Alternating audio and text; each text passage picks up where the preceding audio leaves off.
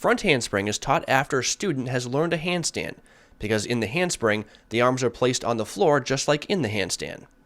The first exercise leading to the front handspring. Arms up, leg forward, kick up into the handstand. Make sure to kick the mattress. It is not allowed to touch the mattress with buttocks, nor to push shoulders forward so to let the head press against the mattress. This is a major error, which prevents the correct execution of the front handspring. Once again, the correct form. Kick up into the handstand. Look how strongly his feet strike the mattress. Return to the initial position. This exercise is done very well if the hands are slightly lifted off the floor as the feet strike the mattress. We will try to show it. And after the hands first land on the floor, there is a moment when the hands come off the floor.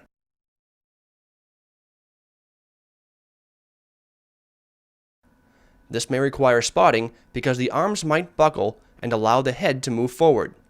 This is why we try to catch the student by the hips and take some weight off the arms as the heels hit the mattress.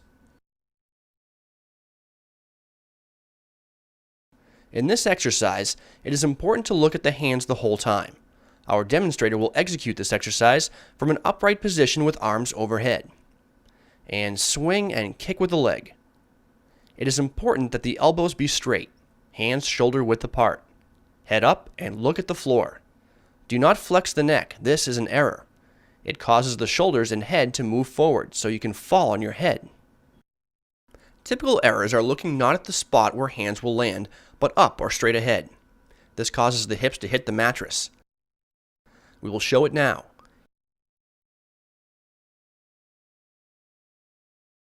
You can clearly see that the hips went too far forward and the head is tucked in.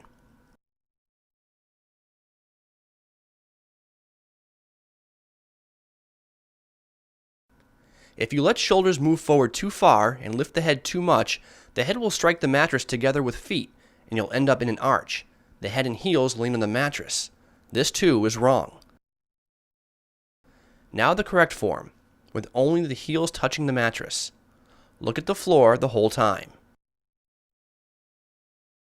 Yes. Remember that the perfect form is when the hands come off the floor simultaneously with the kick.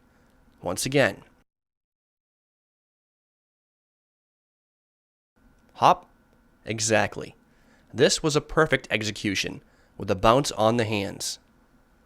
Once again, we'll show the performance with a bounce on hands as the heels kick the mattress.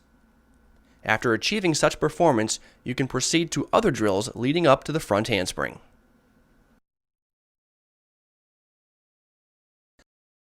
The next step in learning the front handspring is doing it off an elevation. Begin from an upright stance, arms overhead, long step forward, hands on the edge of the mattress. Kick up the trailing leg and land in a front lunge.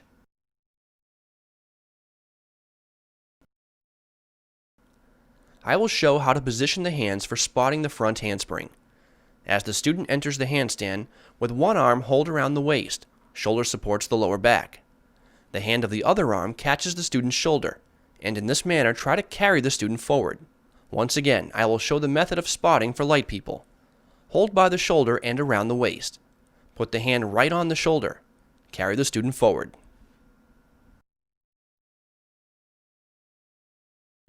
Now we will show the method of spotting for heavy people. Together with my colleague, we perform the same hold, one hand on the shoulder, the other arm around the waist. We rest the student on our shoulders. Now you can see how we hold his shoulders. And slowly we lower him on his legs. The turn we have done was only to show the hold and not a part of the spotting technique.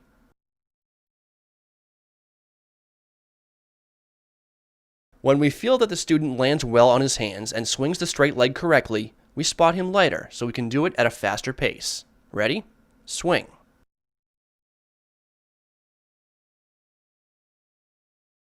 After learning to do the front handspring from standing still, we can practice it with a power hurdle.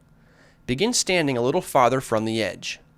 Power hurdle, arms up, put hands on the edge, swing the leg. Spotting is the same as shown earlier.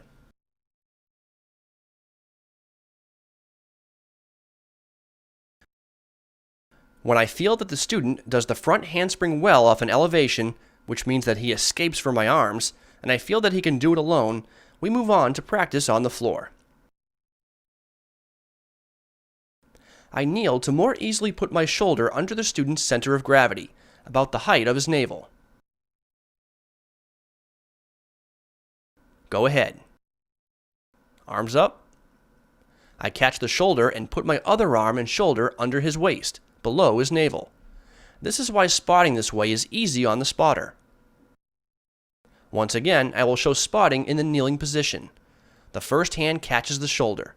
The other arm goes under the hips, under his center of gravity, and I try to transfer him forward. We will do it again, only more dynamically.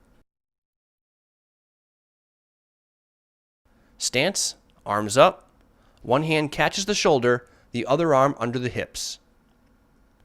Stance, arms up, under the shoulder, under the hips, carry forward, fine. We will show how to spot heavier people. This is why there's two of us to spot the student. Stance, arms up.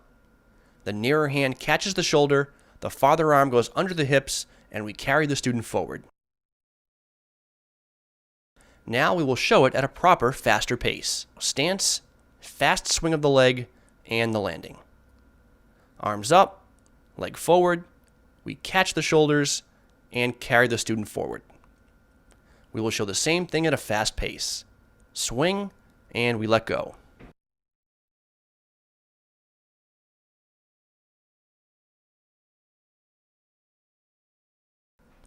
We move on to the next step in learning, the front handspring, doing it after the power hurdle. It is good to draw chalk marks for the student, showing where to start and where to put arms. The power hurdle takes about 1 meter. The next step is also about a meter, and hands are placed on the floor also a meter from that step. So we should take about 3 meters and draw circles for the hands.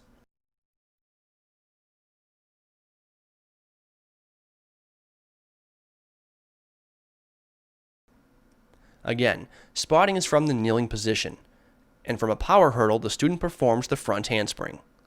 Yes, we see that because of the distance we marked, the student had to stretch out his movements forward. This imposed on him the right tempo of movements for this technique. Once again, the front handspring.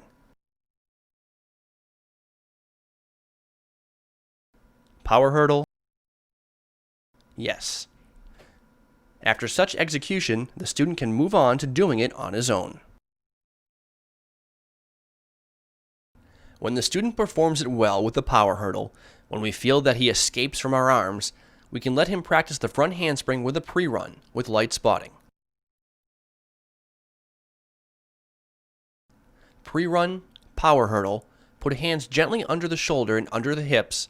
Here we don't need to hold him, just spot him in case he stumbles, so to keep him from falling and to help him land on his feet.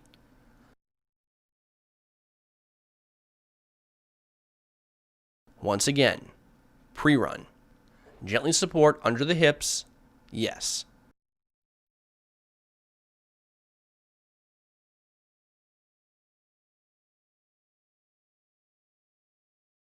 To further perfect the front handspring, we can perform it with a 2-foot takeoff or on one arm. Our colleague will demonstrate.